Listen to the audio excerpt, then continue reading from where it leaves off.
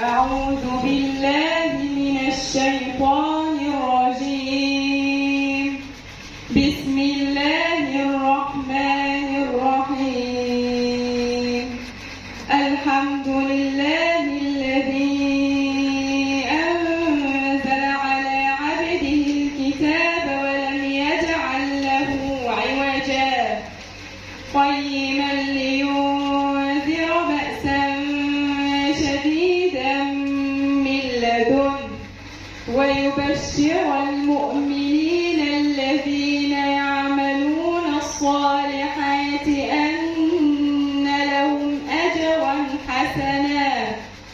ماكثين فيه أبدا وينذر الذين قالوا اتخذ الله ولدا ما لهم به من علم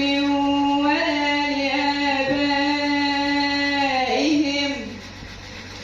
كبرت كلمة تخرج من أفواههم إن يقولون إلا كذبا فلعلك باخع نفسك على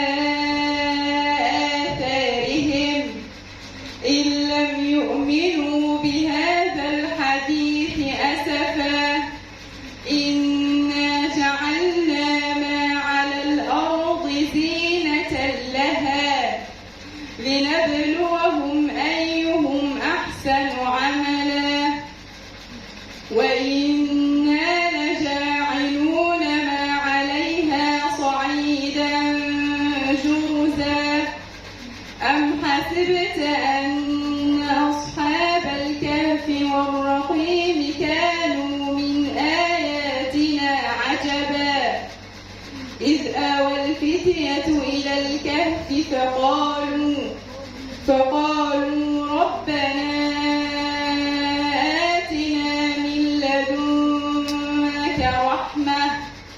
فقالوا ربنا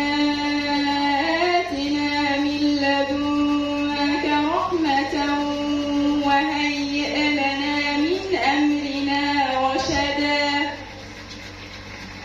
فضربنا على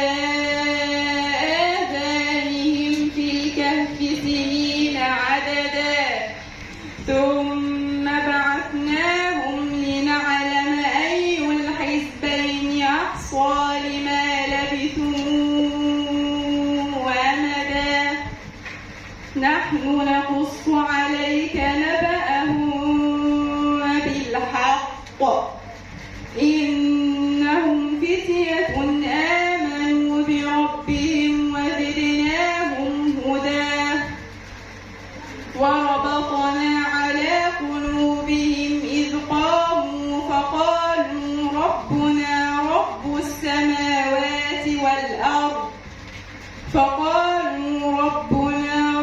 السماوات والأرض لن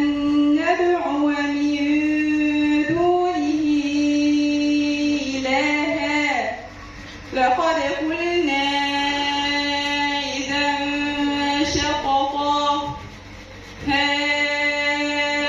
هؤلاء قوم اتخذوا من دونه آلهة لولا يأتون عليهم بسلطان بين فمن أظلم ممن افترى على الله كذبا وإذ اعتزلتموهم وما يعبدون إلا الله فأووا إلى الكهف ينشر لكم ربكم